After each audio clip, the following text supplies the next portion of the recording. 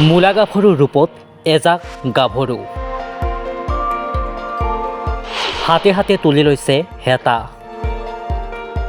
পৰম্পৰাগত সাজ পৰিধান কৰি এইসকল যুৱতীয়ে দেখুৱাইছে উৎকৃষ্টৰ নিদৰ্শন। মূলা গাভৰু কেটাৰিং গ্ৰুপ খুলি স্বাৱলম্বী হোৱাৰ প্ৰয়াস 12গৰাকী যুৱতীৰ। উচ্চ শিক্ষিত হৈ চৰকাৰী চাকৰিৰ আশাত বহি নাথাকি নিজৰ খৰচ উলিয়াবৰ বাবে ওলাই আহিল কলিয়াবৰৰ 12গৰাকী শিক্ষিত যুৱতী। মূলা গাভৰুৰ ৰূপত কলিয়াবৰৰ 12গৰাকী শিক্ষিত যুৱতীয়ে স্বাৱলম্বী হ'বৰ বাবে দিনে নিশাই কৰিছে সংগ্ৰাম। প্ৰতিগৰাকী যুৱতী স্বাৱলম্বী হোৱাৰ উদ্দেশ্যে যুৱতীকেইগৰাকীয়ে খুলিছে মূলা গাভৰু নামৰ এটি কেটাৰিং গ্ৰুপ। পৰম্পৰাগত সাজপাৰ পৰিধান কৰি যুৱতীসকলে দিনে নিশাই কৰিছে জীৱন সংগ্ৰাম। মূলা গাভৰু কেটাৰিং গ্ৰুপত অন্তৰ্ভুক্ত হোৱা প্ৰায় সংখ্যক যুৱতীয়ে অধ্যয়ন কৰি আছে মহাবিদ্যালয় বিশ্ববিদ্যালয়ত। এইটো আমাৰ 1.5 বছৰমান হ'ল। এতিয়া আমাৰ গ্ৰুপটোত ছোৱালী 12জনীমান আছে। আমি মানে য'তে ত'তে ছাৰ্ভিচ কৰোঁ, নগাঁও গোটেই অসমতে ছাৰ্ভিচ কৰোঁ। চৰকাৰী চাকৰি আশাত বহি থকা নাই আৰু চৰকাৰী চাকৰি পাম বুলি আশা কৰি থাকি একো লাভ নাইকিয়া। আৰু বিশেষকৈ কলেজৰ ক্ষেত্ৰত মানে নিজৰ খৰচটো নিজে ওলায়। সেইটো কাৰণে মই ভাবোঁ চব ছোৱালী ওলাই আহক। নাই লাজ কৰিবলগীয়া মোৰ মতে বিশেষ নাইকিয়া, কাৰণ এজনী ছোৱালী কাম কৰিবলৈ যাওঁতে লাজৰ কথা কোনো আহি নপৰে।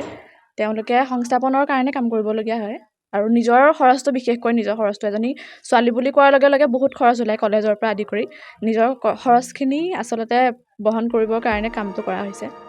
কলেজত অধ্যয়নৰত অৱস্থাত প্ৰয়োজনীয় ধন নিজেই যাতে বহন কৰিব পাৰে তাৰ প্ৰতি লক্ষ্য ৰাখি যুৱতীসকলে বিয়া সভা বা যিকোনো অনুষ্ঠানত খাদ্য বিতৰণ কৰি উপাৰ্জন কৰিছে টকা। ইতিমধ্যে মূলা গাভৰু নামৰ কেটাৰিং গ্ৰুপটোৱে কলিয়াবৰৰ লগতে অসমৰ বিভিন্ন প্ৰান্তত বিয়া সভা সমিতি আদিত খাদ্য বিতৰণ কৰি চিৰ পৰিচিত হৈ পৰিছে।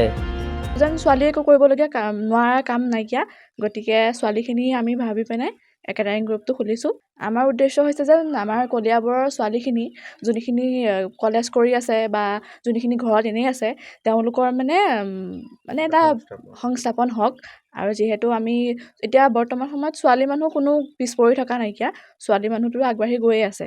সেইবাবে আমি ভাবিছোঁ যেন ছোৱালীয়ে একো কৰিবলগীয়া নোৱাৰা কাম নাইকিয়া, গতিকে ছোৱালীখিনি আমি ভাবি পিনে কেটাৰিং গ্ৰুপটো খুলিছোঁ। আৰু ময়ো প্ৰথমৰ পৰাই আছোঁ।